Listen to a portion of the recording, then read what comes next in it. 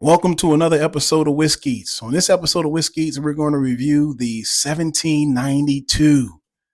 That is the Cognac finish. When you see that purple label, that purple necktie, you know you got the Cognac finish one. And of course, they got a lot of renditions of the 1792. You got the single barrel, you got the standard small batch, which I absolutely think is an incredible mixer. You also have the 12-year, the bottled and bond, the full proof, and then they got the sweet wheat. Then they got one that you could rarely, if ever, find. I've never seen it myself, the port finish one. And that's what this one is basically, I believe, is going to compete with, because the port one was kind of a heavily allocated whiskey at the time. This one, from what I'm hearing, is hard to find too as well. I was able to go with a brass mug and pick it up for close to MSRP. I think it's $59. I got it there. And I mentioned it is $55 here in the state of Michigan. I haven't found it no cheaper than that online here in Michigan. So if you find it cheaper than that, man, more power to you. But let's go ahead and find out, how does it taste? Is it worth the craze? Is what everybody say? Now, I've seen this thing as high as $400. What? What? Yeah, if this thing can't massage my toes and rub my feet, I ain't paying $400 for nothing. Well, I thought it was funny. But anyway, let's go ahead and get into it. Let's go ahead and get a nice nose of this particular heavily crazed whiskey. You know, a lot of times people go crazy over stuff. I don't necessarily agree. So let's see if we find out. So as we can see the color there, it's a nice gold color. Almost look like a golden nugget. Right, almost look like honey in the glass. Let's see if we can get the smell of it.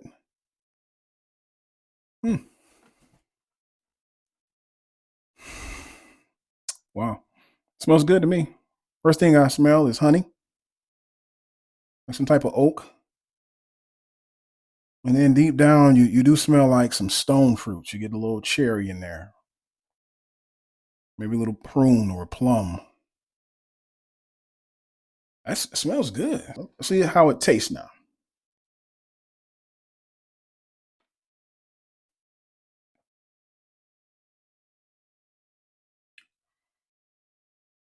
Okay.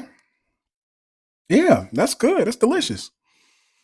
You know what's funny? It really tastes like sweet oak. The first thing you get when it first hits your palate, you taste like I get like a huge oak presence, but like if you were to take a piece of oak and then place brown sugar on top of it, that's exactly what you get on my first sip. Let me go back into it on the second sip. Generally speaking, is where I get more notes from on my second sip. Mm. Okay. Yeah. I can taste a little bit of the cognac. Well, more of it kind of reminds me of an Armagnac, which is it's a brandy too as well in France, but on a different region of France. Because to me, Armagnac kind of leans more toward bourbon to me for some reason. I get more bourbon notes out of Armagnac.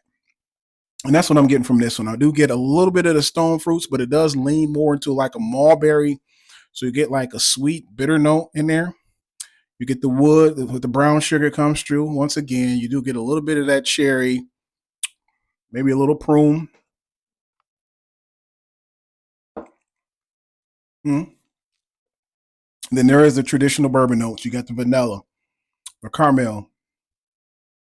Or is it caramel? Which one do you prefer? Caramel or caramel? Caramel.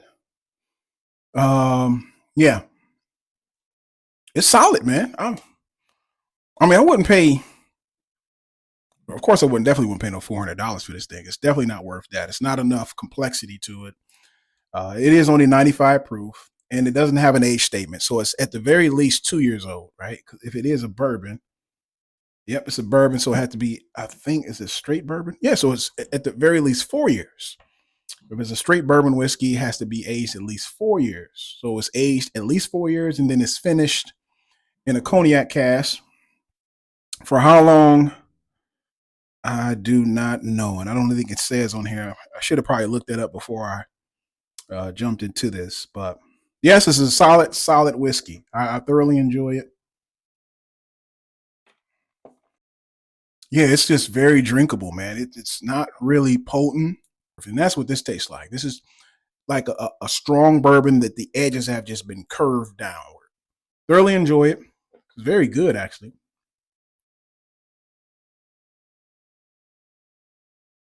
Mm, yeah, that's delicious. That's giving me Havana vibes, right? Yeah, the Penelope Havana. That's what it's kind of reminding me of a little bit. It's very sweet on the tongue, but where it shines is that oak and that mulberry flavor that I'm getting from it. That look bitter sweetness. It's like almost like a stone fruit, but not quite a stone fruit flavor. But you do get a little bit of the cherry in there, which I believe is a stone fruit, and then maybe a little prune. So it has a lot going on in it, but it's just not as complex to pay as much as $100 or $200 or $400. Absolutely not. I definitely would never pay that much, but I do recommend it. If you can find it close to MSRP, if you want to pay maybe $10 to $15 more, I get it because it is delicious. I mean, you when something is good, it's just good. Nothing really to write home about, but you can honestly say this is a very, very good whiskey. I would love to see how it line up against other stuff blind, because a lot of times you just enjoy what you enjoy. If I didn't know this was only cost at $55, and if somebody told me this was $100 and I sipped it, and I'd be like, okay, I can tell, right? But because I know it was only $55, a lot of times that kind of plays with your mind, and so you kind of got to go back on your own principles and say, you know what, it's just really good. So how would it stand up against other whiskeys? I honestly think it would probably rival some of the other stuff that I had this year. Hmm. Now on that sip, I got almost a grape note. It kind of, you know what? Maybe Eagle Rare a little bit. Put you in that mindset. So if you like Eagle Rare or if you like Havana, Penelope, it kind of like in the middle of those whiskeys where you get a lot of those different sweet notes, stone fruits, a little bit of this one. I get a mulberry, which I've never gotten out of a bourbon before. Yeah, yeah. So hey, look, highly recommend it. If you see it, I would grab it. Delicious. Thank y'all for joining another episode of Whiskey. And like we always say, please always drink moderately and responsibly. Y'all take care. Cheers. Mmm. That's good, man. That's definitely crushable.